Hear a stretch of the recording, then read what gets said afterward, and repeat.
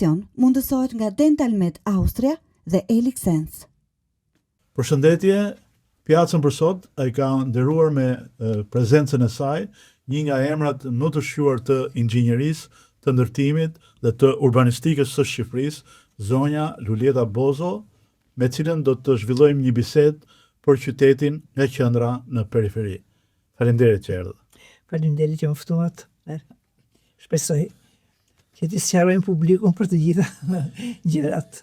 Edhe unë shpresoj, do doja ta nisja faktikisht duke pasur edhe koshiencën arkivore përveç se të aktualitetit, me tërmetin. Ju na u shfaqet atëherë si një engjëll mbrojtës kur i shihin në ekran çdo natë në të gjitha mediat shqiptare dhe i qetësuat njerëzit realisht. Por a ishte mjaftueshëm aq i fort dhe anatundi mjaftueshëm ai tërmet për të kuptuar se ku kishim gabuar që mos gaboni më në pjesën e ndërtimit? Në fakt, ai tërmet nuk ishte kush e di çfarë shumë i fuqishëm. Sepse sipas studimeve të shkencëtarëve tanë të sismologjisë, kemi pasur shumë të mirë dhe vazhdojnë të jenë akoma, po ata që kemi pasur përpara, ne kemi edhe historikun rreth se tërmeteve në territorin e Shqipërisë, në gjithë territorin këtu të Bregdetit Adriatik e Jonian, ne kemi zona shumë të rrezikshme ku mund të bjerë një tërmet me intensitet se fuqia e tërmetit matet me dy shkallë, me shkallën Richter dhe me shkallën më parshme që bazohesht te ballët, shkon deri në 9 ballë. Dhe inxhinieria deri më sot, dhe për tërmet deri në 9 ballë, ka mundësi të marrë masa që objekti, çfarëdo objekti tjetë, mos pësoj kolaps. Dëmtime do pësoj, po kolaps jo që të zërë brenda njerëzit e të vdesin njerëzit. Siç edhe ndodhi në 2019. Në 2019 tërmeti ishte më i dobët se ai që era në 79, që kishte epicentrin në Maltëzi. Aty ka rënë tërmeti dhe unë ndjej pastaj në gjithë zonën bregdetare, unë ndjej edhe në Tiranë pa diskutim, po Shkodra e ndjej unë shumë nga të gjitha sepse ishte shumë afër, pa diskutim. Tash ka një gjë që do të thonë ne e dim që jemi ban sismik. Dhe e dim që këto tërmete bien me një periodicitet që varet nga afati ose koha që i duhet energjisë brendshme që ka rruzulli toksor. Të grumbullohet në atë masë sa të shpërthej. Dhe kur shpërthejnë, ndodhin dy fenomene.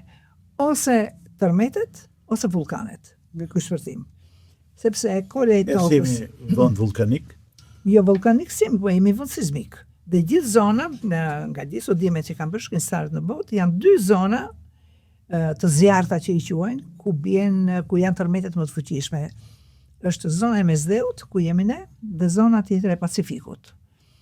Kështu që këtu në zonën tonë të Mesdheut kemi dhe vulkanë, siç është Etna, siç ka qenë Vezuvi e tjerë, por ne në Shqipëri nuk kemi pasur dhe nuk besoj që të kemi vulkane, po tërmete do kemi. Dhe do t'i kemi me një periudhë të saktuar kohore, ku nga studimet që bën shkencëtarët tanë, rezulton që si ai tërmeti i 79-s, jo ky, se ky ishte më i vogël, më i dobët, kishte çliroj më pak energji, mund të përsërite në çdo 35-40 vjet. 35-40 vjet është cikli për të grumbulluar ta energjinë. Dhe ishin fiks. Jemi këtë cikli, a? Dhe ishin fiks, do të thonë nga 79 në 2019 fiks 40 vjet. Tash duke ditur që je në një vend të tillë, ndërtimi merr disa masa shumë të forta, aq sa ka takatin të përballoj tërmetin, ja thash edhe një, deri në 9 ballë inxhinieria ka arritur që të bëj llogaritjet edhe të bëj ndërtime të tilla, të cilat gjatë këtij tërmeti që është katastrofik, nuk shëmbet godina. Thon dëmtim, po nuk shëmbet i zë brenda njerëzit. A janë ndërtesat tona të sotme?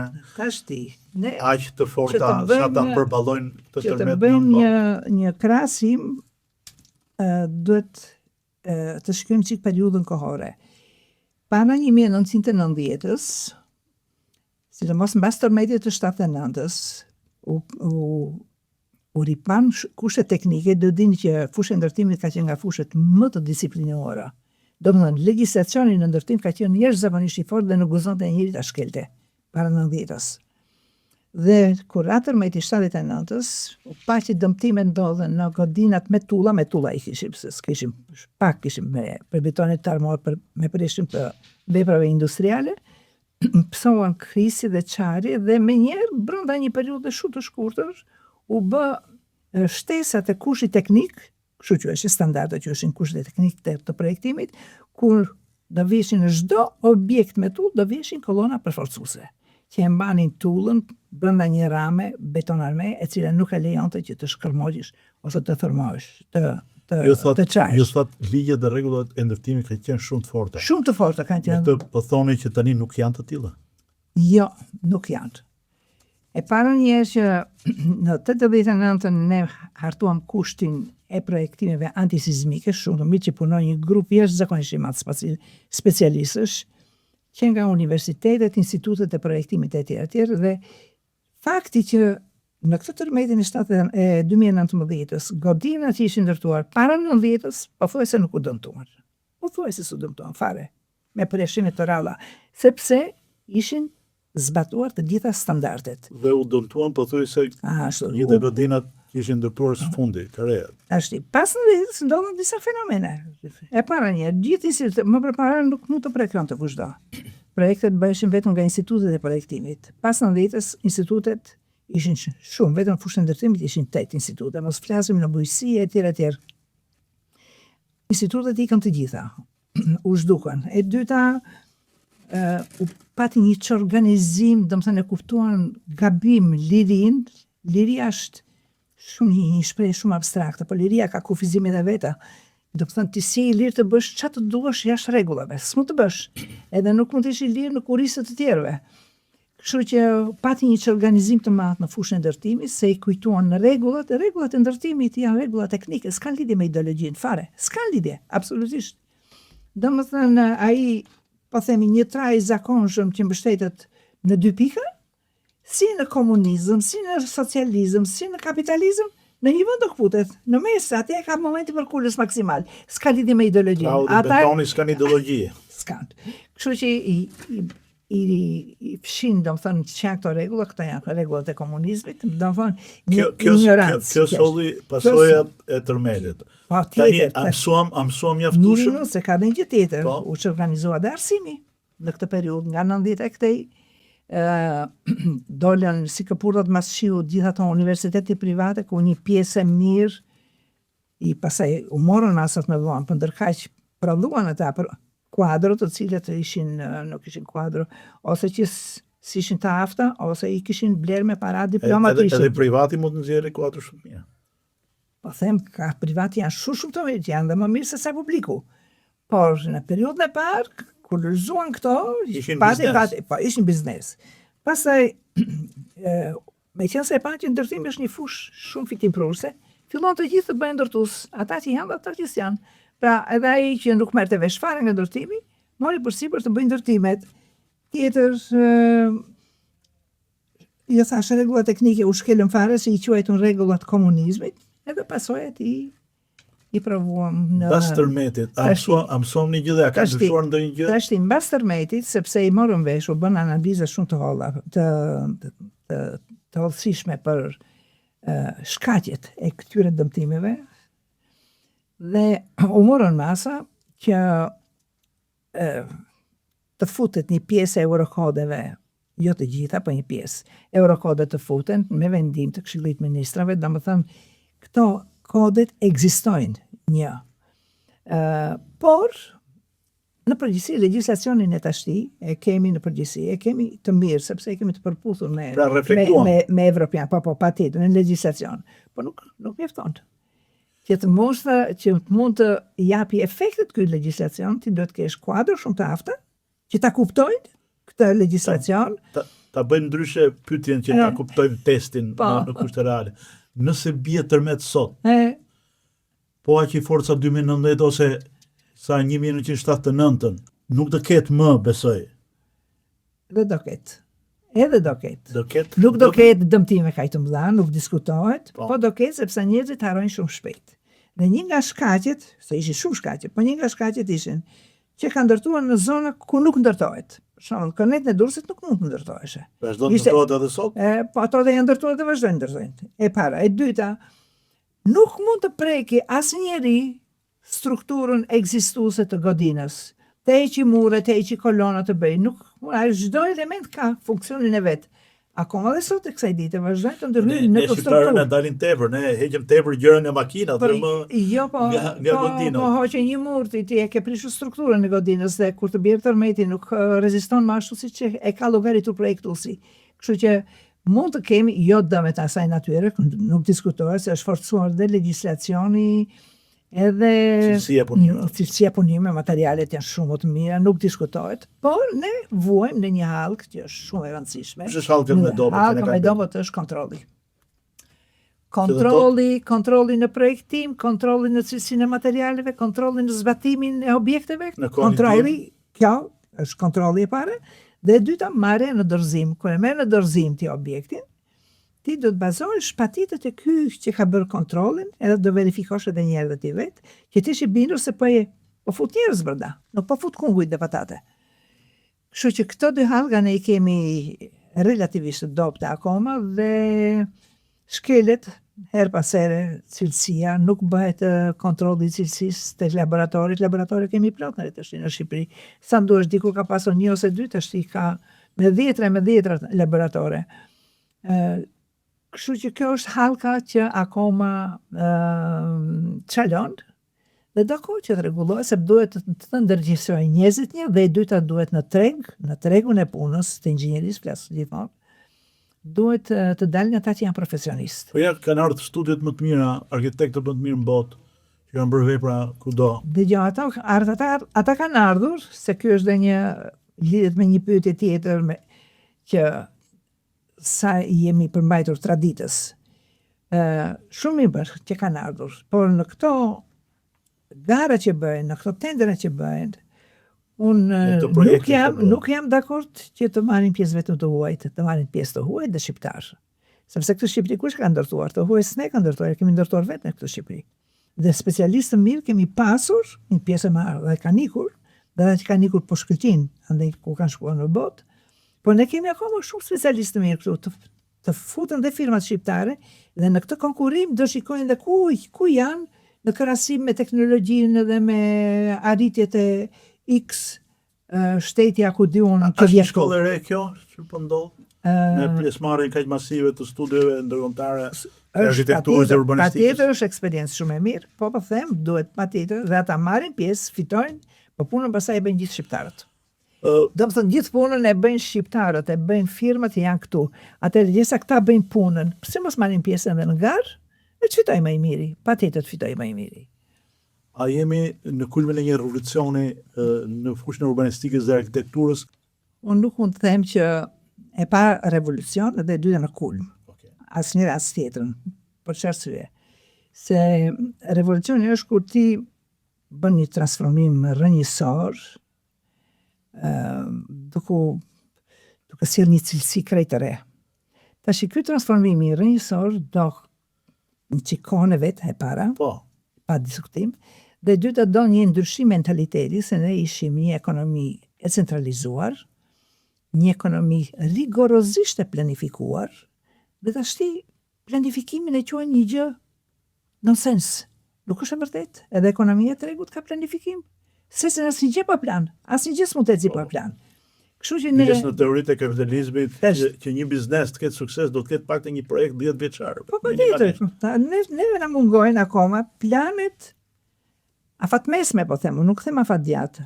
Planet afatmesme janë për një periudhë 30-50 vjeçare. Si do zhvillohet, po themi ne, X qytet. S'ka rëndësi Tirana. Në çdo tim do zhvillohet. Cilat do të jenë zonat tipike, se brenda në qyteti nuk do vësh industrinë, do kesh një zonë industriale.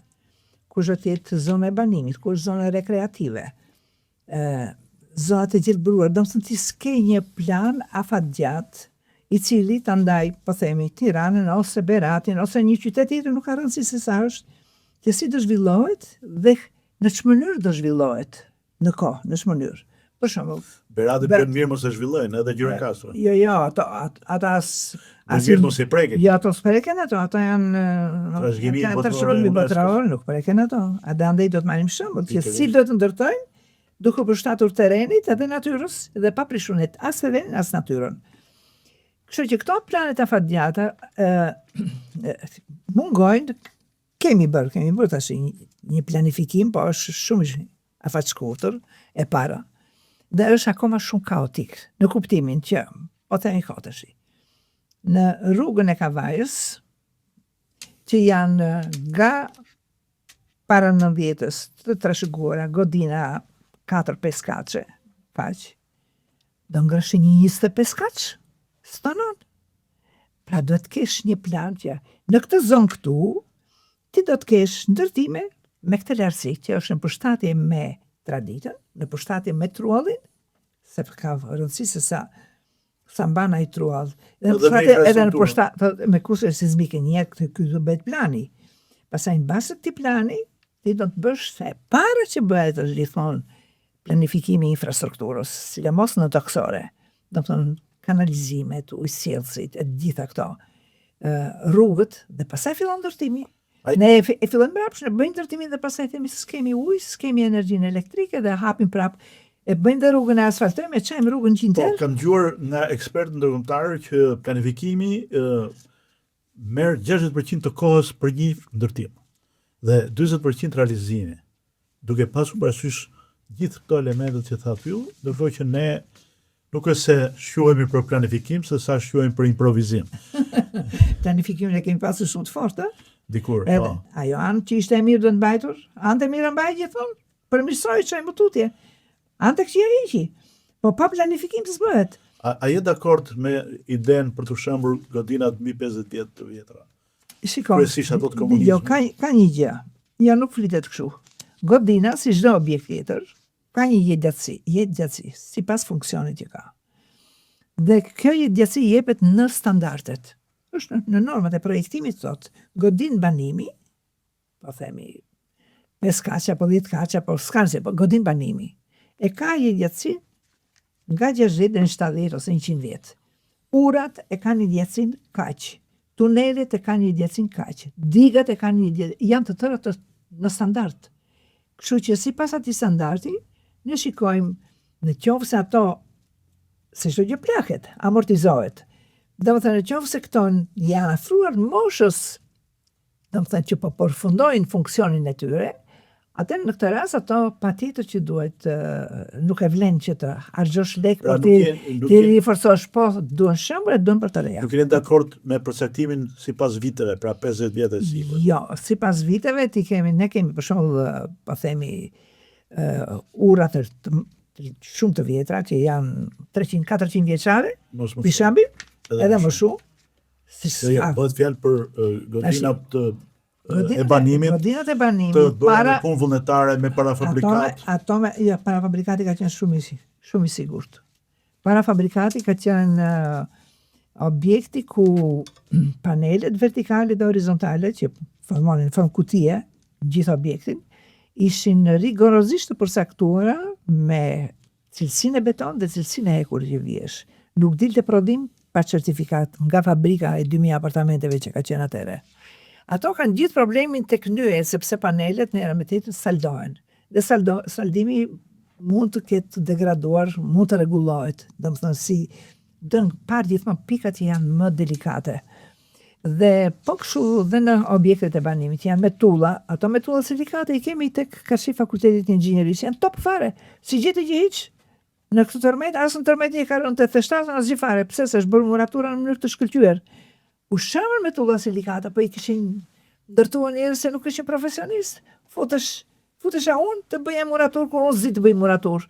Vinte llaçi, nuk vinte llaçi nga nyja ku prodhohet me dozaturat e duhura, po bëhesh atje në kantier, po futesh edhe më pak cimento që do të vidhesh edhe futesh një çik më shumë rërshtufi etj dhe u shkërmoqen. Ka vjedhur edhe në kohën e komunizmit. Po, vjedhja është bashkëshoqëruese, po varet sa vjet. Kështu që këto para se të vendosen për për t'i shëmbur, në qoftë se të shëmben, dojnë pa njerëz sa, a janë afër fundit tyre të jetës, dhe dyta, çfarë cilësie. Pra jeni kundër shembjes vetëm 50 vjet e sipër dhe Jo, nuk bëhet ajo. Ajo nuk bëhet pa e verifikuar cilësinë e tyre. ajo Për që shembull, t'ju them, ajo shtëpia ku ri unë është ndërtuar në 32-shin nga italianët. Po muratur si ajo nuk bëhet më në Shqipëri. Atë muratur s'ka. ajo tani plotson kushtet për qenë trashëgimi kulture, se Po. ka kalu 70 vite. Po, i ka kaluar 70 vite. Kështu që klasifikohet. Kështu që varet nga cilësia e materialit, nga mënyra se si është zbatuar. Varet edhe shumë faktor. Okej. Por realiteti është që Tirana dhe gjithë Shqipëria, por Tirana pothuajse ka ndryshuar katër sipërisht dhe po ndryshon gjithmonë e më shumë. Sidomos në krahasim me 90-ën po flasim, se e mbajmë gjithmonë si krahasim. Kur ishte ai momenti që ti e kuptove që Tirana po ndryshonte një herë për gjithmonë? Shiko, ajo që do ndryshonte Tirana nuk diskutohesh fare, sepse që nga momenti që ndryshon regjimi dhe nuk është më shteti që komandon. S'është më shteti që komandon, është ekonomia e tregut. Dora po dukshme don. E para dhe dyta, që nga momenti që ti ke lejuar lëvizjen e lirë në thonjzat e njerëzve, që do thotë lëvizje e pa kontrolluar, që nga momenti që ti ke lejuar të shkelen të gjitha rregullat teknike të ndërtimit, jo nga kjo lëvizje e lirë njerë, Tirana nga 300.000 po bëhet gati 1 milion, themi atë që është, kështu që do ndryshonte se s'bën, pa diskutim se do ndryshonte. Por ndryshimi mund të bëhesh më i organizuar, pa diskutim, më i organizuar, në mënyrë që mos ku gjej një shesh të lirë me njerë ngri një objekt, edhe objektet i kanë zënë frymën njëri tjetrit, nuk kanë aerosje, nuk kanë djellëzim, nuk kanë vend nga të hynë në disa zona, as trafiksis, as ambulansat. Le po të bjerë tërmeti që nuk kanë ku të shkojnë. U pa në rastin e fundit të djegjes pallatit përballë qendrës spitalore shqiptare në Tiranë. Që s'kishte ku të hynte zjarfiksia dhe nuk hynte dot. U shem të nesërmen godina dhe jo përpara. Po.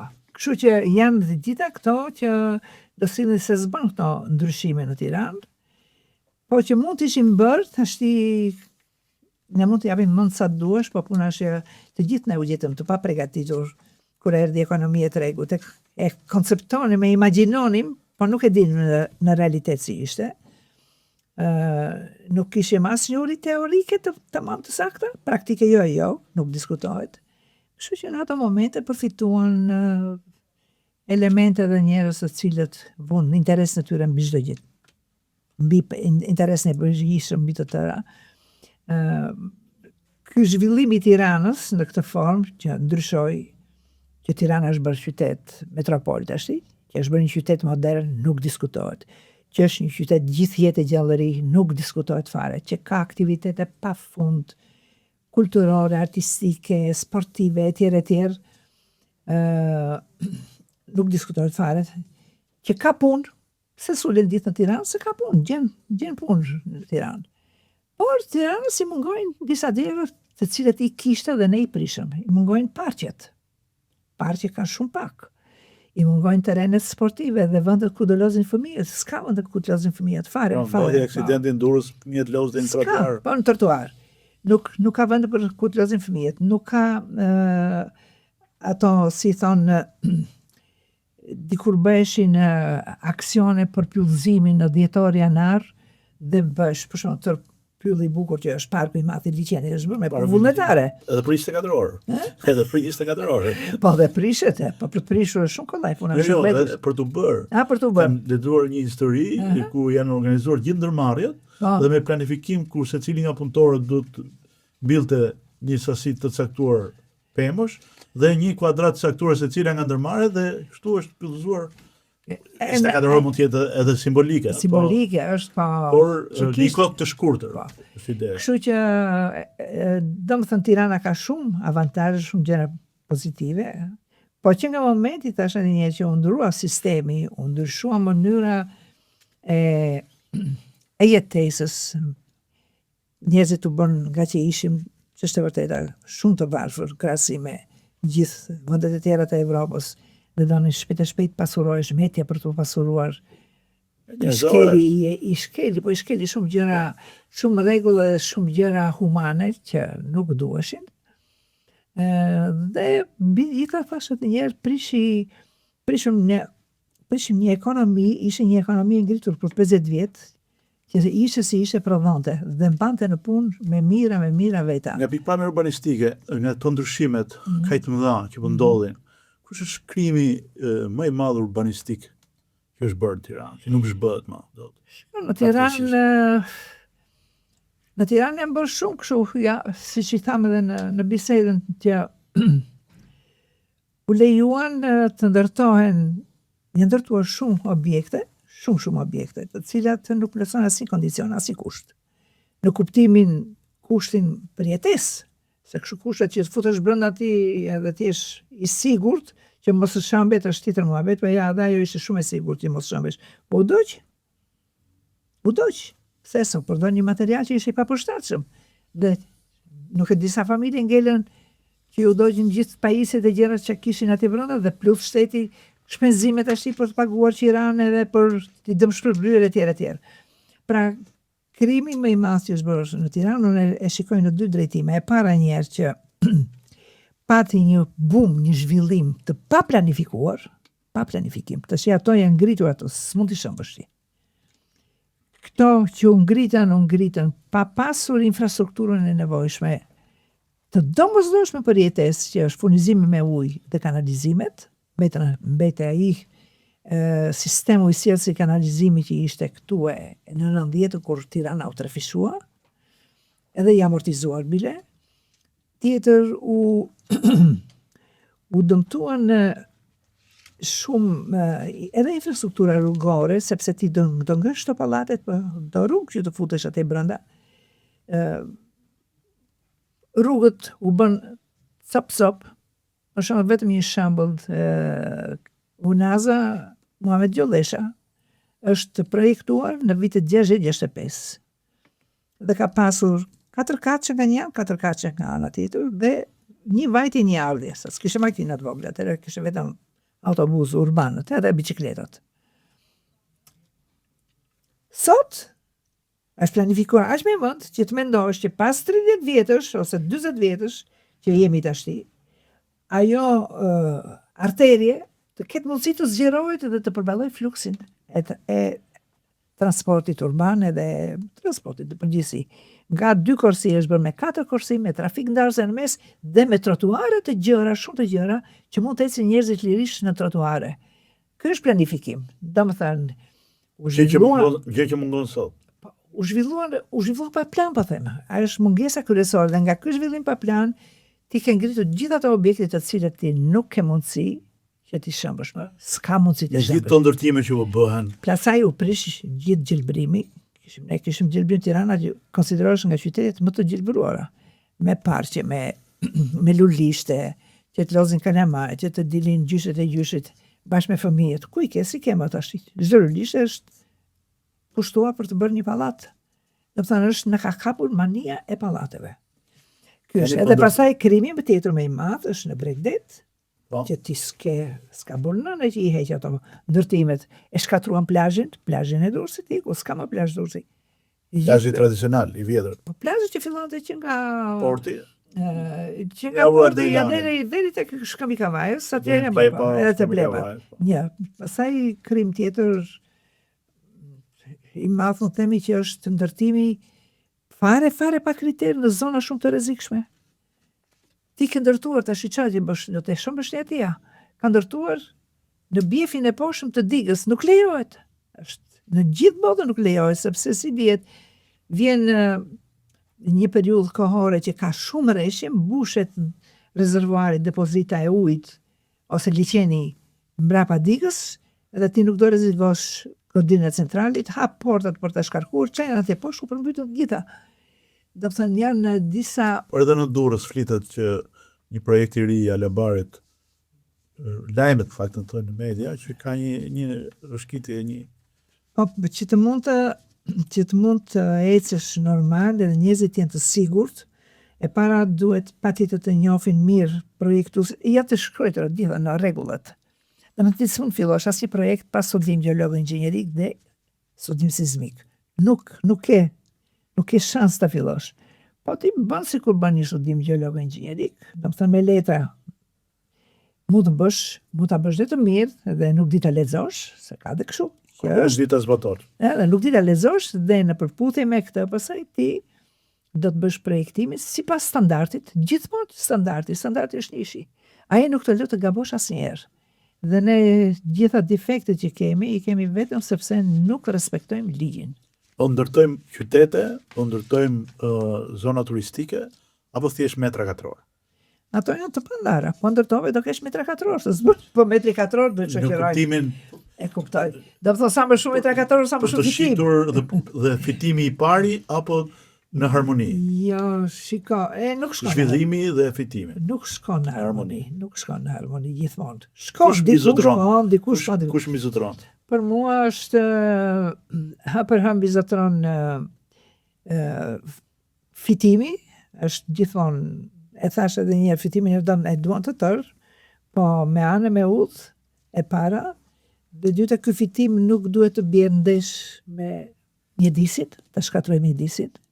E treta, ky fitim nuk duhet të bjerë ndesh me cilësinë e jetës të njeriut, që ka nevojë se s'bën për gjelbrim, për ajër të pastër, për komunikim, për të gjitha. Kështu që i kemi, ka shumë rase, që këto të gjitha respektohen dhe krijohet një ambient i shkëlqyer për ato që jeton atje. Ka dhe rase që janë këto që po themi që Çfarë do të ke parasysh qytetarët të rinj, shiftet e reja, ose kushdo, edhe investitorët që investojnë për të pasur një portofol pronash, për blerjen e një objekti, një shtëpie, një vile, e një apartamenti, e një dyqani? Në sheta do kenë parasysh, do t'jenë sigur njerë për në atë vend ku do banojnë apo do punojnë, s'ka rëndësi. Është një mjedis ku ai do punojë ose do banojë. Dhe që ti sigurt ai do të shikoj 3 gjëra. E para, cila firmë e ka projektuar, sa njihen tash projektuesit e mirë. Cila firmë e ka zbatuar. Si është bërë marrja në dorëzim mbi bazën e kontrolleve në çdo etapë projektimi dhe zbatimi. Dhe kur shikojnë që këto janë të gjitha në rregull, atëherë të shkoj pa frikë të ta blej apo ta marri me qira, s'ka rëndësi, po ta blej, po themi se harxhon lekë që po e blen, edhe të punoj edhe të jetoj atje. Si të ndallojnë ata një pallat që është bërë për të shitur shpejt me një pallat për të jetuar gjatë? Nuk besoj që ka dallim një pallat që do të shitet shpejt, do të thotë sa do shpejt të bëhet, ai ka disa etapa që është i detyruar ti zbatoj. Është njësoj si ti thuash lop ose duhet viçi për 3 muaj. Nuk e bën, do ta bëj 9 muajsh. Pastaj do ta nxjerrë viçin. Edhe ndërtimi ka etapat e veta. Ka etapën e projektimit, të cilin mund ta zvarritësh, ka një kohë optimale, mund edhe të shpejtosh. Por ka disa etapa të cilët ti nuk i shkel dot. Janë disa pallate që po të shikosh nga jashtë, nga lart. Kur mbarojnë, duken të shkëlqyer, duken të bukura. Por mbas 5 vjetësh, 10 vjetësh, të bën gati jo pa banueshme, por jo me atë entuziazmin e. Do të kontrolluar për ato që thash. Ato e gjitha kontrollit janë të verifikueshme, se janë të gjitha në letra dhe janë të bazuara në prova, nuk janë të bazuara në opinione dhe në llafe. Për shembull, kur thotë që është struktura e mirë, 2 gjëra do të shikojë një herë, po flasin. Sa është rezistenca e betonit dhe sa është rezistenca e shetikut. Ato jepen me certifikat cilësie. Apo ndërtohet shumë, apo ndërtohet pak, apo ndërtohet mjaftueshëm? Ndërtimi është funksioni, jemi te ekonomia e tregut, do ndërtoj shumë kur ka shumë kërkesë. S'ka kërkesë, ulet. Dihet ajo. Ka një ankesë për çmimet. Gjithë ankohen, çmimet janë të larta, aty po ndërkohë vazhdon. Fakti që po vazhdojnë të ndërtohet do të thotë që rregulli bazë që është ekonomisë tregut, kërkesë ofertë, ka akoma kërkesa shumë, prandaj dhe i rritet çmimi. Po mos ketë kërkesë do ulet çmimi, automatikisht deri atje ku mund ulet. Sepse ai një fitim minimal do ta nxjerrë, po çdo. Një studim i një institucioni ndërkombëtar që merret me këtë fushë tregon, dëshmonte që Në Shqipëri po blen të huajt dhe vitin e kaluar janë në shifrat 5-6 milion euro në real estate, në pronat paluajtshme dhe thoshte atje që për arsye se tregu në Shqipëri i ka akoma çmimet e ulta. E kundërta e asaj çfarë perceptohet nga opinioni në Shqipëri. Opinioni në Shqipëri e perceptohet mbi bazën e ekonomisë që këti vetë. Ashtë ata atje në vendet e tyre, duke qenë vende shumë të fuqishme ekonomike, kuptohet edhe çmimet e shitjes i kanë më të larta, edhe çmimet e shërbimeve i kanë më të larta, të gjitha i kanë më të larta. Këtu në Shqipëri bëhen të njëjtat ndërtime, shërbime ndoshta dhe më mirë se atje dhe janë me çmime më të ulta. Pra nuk do ketë ulje çmimesh për shtëpia. Nuk besoj përderisa ka kërkesa. Okay. Po ka kërkesë, çmimi nuk ka për të ulur. Po do arri një nivel ngopje dhe pastaj ose një ngopje. Ose një ngopje dhe pastaj s'ka më. Flus nuk ka apo ka? Flus ka, që flitet. Nuk e kuptojnë njerëzit çfarë është fluska, sepse ka ndodhur në Amerikë edhe ku bankat dhanë masivisht financim për blerjen e pronave, por pa mbuluara me kolateral. Ndërkohë që në Shqipëri politikat janë pak më konservatorë. Neve nuk e kemi këtë problem këtu dhe fakti që nëse më përpara kishin shumë kredi të këqija tash numri i tyre është paksuar në minimum, do të thotë që bankat janë në shumë në rregull me punën e tyre. Banka para punës që të japi kredi, por është e vërtet kjo që i kanë kufizuar gjitha ato kredite këqija që kanë qenë, që të merrni dhe nuk i ktheni dot më, është ulur shumë në minimum. Kështu që nuk besoj që mund ta kemi këtë problem.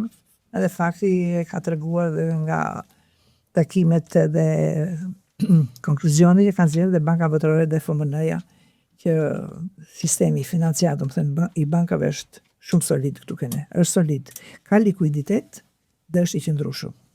Pra ka shumë rëndësi. Pra nuk rrezikojmë. Jo, nuk besoj tash. Çfarë s'bën aki? Po flasim po flasim si që kemi gjendje. Kështu që ne flasim që janë shtrenjtë për faktin sepse rrogët që marrim këtu, që marrin tash janë bërë sa shtesa rrogësh, pa akoma jemi larg asaj. Jam dakord për një gjë që gjerja e një prone, një shtëpie nuk është lidhet domosdoshmërisht vetëm me një rrogë. Po jo, nuk lidhet me një një ekosistem të tërë të ardhurës familjare, shoqërore. Po pra, nuk lidhet vetëm me një rrogë, po duhet vetëm që kemi edhe një etje të paparë, që me njerëz duhet të bëjmë. Edhe këtë këshilli ja për familjeve të reja, mos e kenë mendjen që brenda 3 vjetësh, 4 vjetësh, 5 vjetësh do bëhen dhe me shtëpi dhe me makinë me gjitha, nuk bëhen të gjitha me njerë.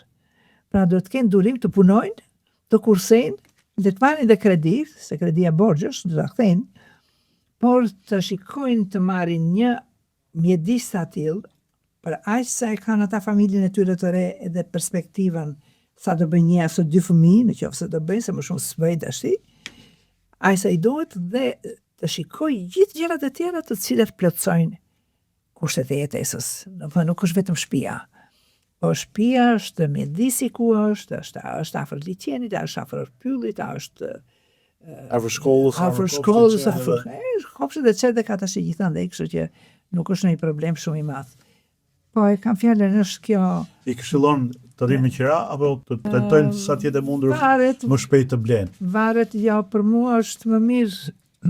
Varet, nga që s'kemi pasur shtëpia tonat, se kemi gjithmonë me qira kemi qenë 50 vjet, edhe duam tash të jemi në shtëpinë tonë, po qira s'ka asnjë problem. Legjitime është.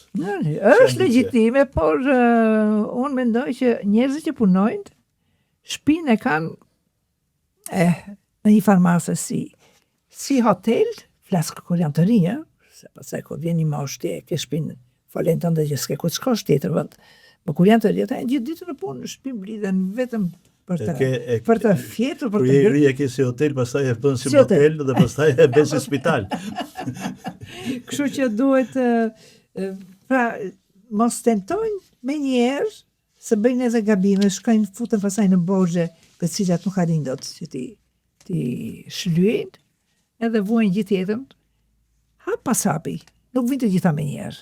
Edhe pasuritë të mëdha që kanë bërë milionerët e të tjerët në gjithë botën, si kanë bërë për 1 ditë, 2 ditë, as për 2 vjet, as për 10 vjet. Ka qenë një pasuri e bërë me dhjetra vjet nga një familje, e trashëguar, e shtuar nga familjet, brez pas brezi, kështu bëhet ajo. Kështu që brenda një periudhe të shkurtër kohore nuk bëhet. Uroj që të kenë dëgjuar dhe të dëgjojnë, se ju jeni njëri që të rinjt dhe çdo grup moshë dëgjon, dhe një këshill të fundit për urbanistët, për arkitektët, për inxhinierët, që është dhe fusha ku ju jeni edhe profesorët. Një këshill është e para njerë mos shkelin mbi profesionin e tyre. Kjo është njëshi. Nëse jam urbanist, nëse jam arkitekt, nëse jam inxhinier, nuk duhet shkel mbi profesionin tim. Ti do thotë që unë në punën time të përditshme nuk duhet në asnjë mënyrë të shkel ato rregulla teknike, etiko-morale, dhe nuk dhe shkel në asnjë mënyrë ligjet të fuqi, legjislacionin. Dhe këtë punë, do të thënë nëse ti arrin që këto të treja ti realizosh mirë, dhe këtë diferencin kush e bën e kush se bën, e bën vetëm një institucion ose një ent kombëtar që quhet Urdhri Profesional i Inxhinierëve, që ka gjithë bota, ku Urdhri Profesional i Inxhinierëve nxjerr në tregun e punës, ai nxjerr në tregun e punës, le të shmaruti universitet. Ti nuk del në tregun e punës në kuptimin që ti merr përgjegjësi për punën që bën, do të firmosi para ligjit ti që përgjigjesh, nuk përgjigjet tjetër kush. Nëse s'ke plotësuar këto 3 kushte, e para të njohësh shumë mirë rregulla teknike dhe ti zbatosh ato, e dyta të njohësh shumë mirë rregullat etiko-morale, se s'mund të shkelësh ti mbi me veprimet e tua mbi punën e kolegut tënd, dhe e treta të njohësh shumë mirë legjislacionin. Dhe nëse i bëjmë këto, neve jemi ne do na ecë shumë mirë punë, sepse në treg do dalin profesionistët, dhe profesionisti nuk shkel kurrë mbi profesionin. Je optimiste apo pesimiste për tallën? 20-30 vitet e tjera, 50 vitet e tjera? Jo, unë gjithmonë jam natyrë optimiste, po s'kemi se tim bimi pesimist, sepse kemi rini shumë të mirë, kemi specialistë shumë të mirë, kanë mundësira, sot komunikimi në gjithë botën që të marrin të marrin eksperiencë, ka shumë gjëra të mira. Kështu që unë jam optimiste, po pengesat dhe nuk do të kemi frikë që të shikojmë ato ku i kemi të metat, se po si pa të metat ku i kemi, nuk rregullohemi, nuk eci përpara. Shumë faleminderit që ma zbukurove pjacën sot. Faleminderit juve për ftesën. Dhe mirupafshim, mos harroni, mbajini pjacën lartë.